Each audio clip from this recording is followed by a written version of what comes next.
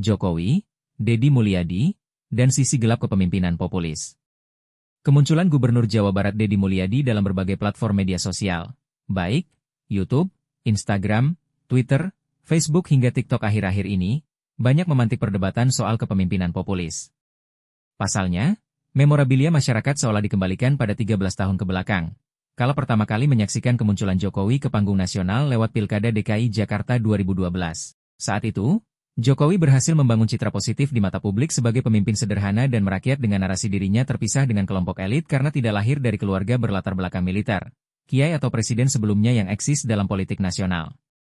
Artinya, secara tidak langsung Jokowi mendekonstruksi personal branding presiden-presiden Indonesia pasca reformasi yang berasal dari kalangan elit. Misalnya, Abdurrahman Wahid atau Gus Dur, 1999 hingga 2001, merupakan cucu dari Kiai Haji Hashim Asy'ari yang merupakan pendiri Nahdlatul Ulama, NU. Megawati Soekarno Putri, 2001 hingga 2004, adalah putri dari Soekarno. Lalu Susilo Bambang Yudhoyono, 2004 hingga 2009, merupakan menantu dari tokoh militer nasional Jenderal Sarwo Edi Wibowo.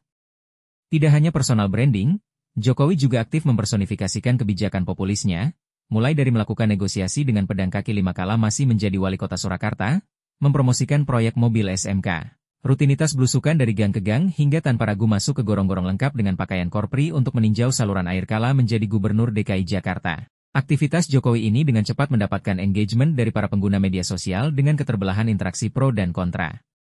Apalagi pada tahun yang sama dengan kemunculan Jokowi dalam wacana politik nasional adalah masa ketika mulai tumbuh suburnya penggunaan media sosial sebagai media baru dengan konten-konten digital yang menyebar cepat di internet. Dari situ secara perlahan Jokowi mulai populer dengan tingkat kesukaan dan tingkat penerimaan yang tinggi dari masyarakat. Nama Jokowi kemudian diproyeksikan PDI Perjuangan menjadi salah satu alternatif dalam sirkulasi kepemimpinan nasional berikutnya. Puncaknya adalah ketika Megawati mengeluarkan surat perintah harian Ketua Umum pada 15 Maret 2014, yang isinya pemberian mandat kepada Jokowi untuk menjadi capres dari PDI Perjuangan di Pilpres 2014.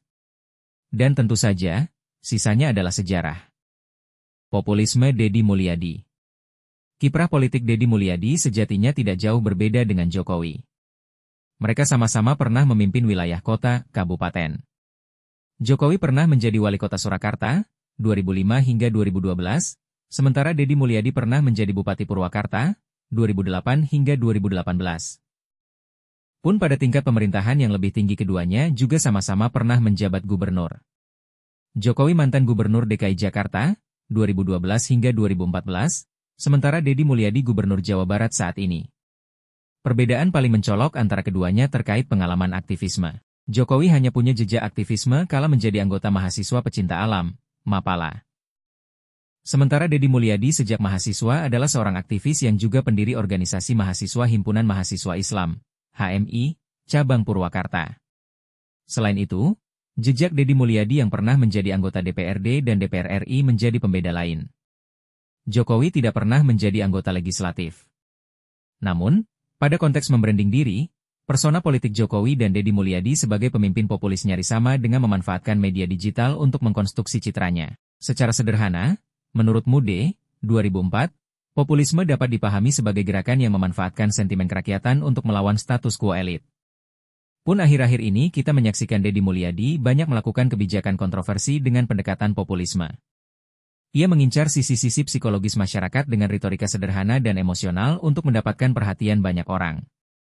Namun, sialnya pelbagai kebijakan populisme Deddy Mulyadi hanya didasarkan pada intuisinya sebagai individu serta tidak didasari secara mendalam titik persoalan yang ada. Misalnya, tentang kebijakan mengirim siswa nakal untuk direhabilitasi ke barak militer atau wacana vasektomi jadi syarat bansos merupakan kebijakan imparsial karena tidak didasari riset mendalam dan tidak terencana dengan matang. Tidak hanya itu, kebijakan larangan wisuda dari TK hingga SMA yang berujung pada penyiaran perdebatan Deddy Mulyadi dan anak remaja bernama Aura Cinta tidak menyentuh persoalan substansi akar persoalan ekonomi yang diperdebatkan. Pasalnya, masyarakat yang menyaksikan rekaman video perdebatan itu akhirnya hanya fokus pada cara berdebat Deddy Mulyadi dan anak tersebut serta berujung pada doxing kehidupan yang ujungnya menghadirkan perundungan, bully, di media sosial. Sisi gelap kepemimpinan populisme sejatinya memiliki banyak sisi gelap, utamanya dalam melihat masalah seolah sederhana, padahal memiliki kerumitan yang kompleks. Pada tingkat paradigmatik cara pandang pemimpin populis hanya melihat apa yang muncul di permukaan tanpa menyelami lebih jauh akar persoalan. Padahal dalam upaya menyelesaikan persoalan sosial sangat penting mendalami persoalan. Yang artinya memahami persoalan tidak sekadar kognitif, tapi juga secara mendalam, mengedepankan empati, dan mempertimbangkan pengalaman orang tersebut. Dampaknya terjadi polarisasi dan ketegangan di masyarakat dengan narasi pro dan kontra, setuju dan tidak setuju serta lebih jauh menciptakan wacana kita atau mereka, yang akhirnya memperburuk relasi sosial di masyarakat. Antara progresivitas semu dan pelanggaran HAM apalagi di era post-truth, pasca kebenaran, saat ini kebenaran itu sangat subjektif dan masyarakat selalu coba dituntun mencari pembenaran atas semua tindakan pemimpin yang dikaguminya. Lebih jauh, kepemimpinan populisme sangat mengglorifikasi persona individu sebagai pusat kekuasaan yang mengakibatkan semua kebijakan seolah otokratik atau tidak bisa dikritik. Penyebabnya kepemimpinan populis bersifat narsistik karena cenderung mengambil keputusan secara sepihak tanpa melibatkan pihak lain dalam setiap tahapan proses pembuatan dan pengimplementasian kebijakan. Ini pula yang menjadi alasan sisi gelap lain dalam kepemimpinan populisme, kecenderungan melemahkan demokrasi karena mereka kerap mengabaikan aturan, prosedur perundang-undangan serta aspirasi masyarakat.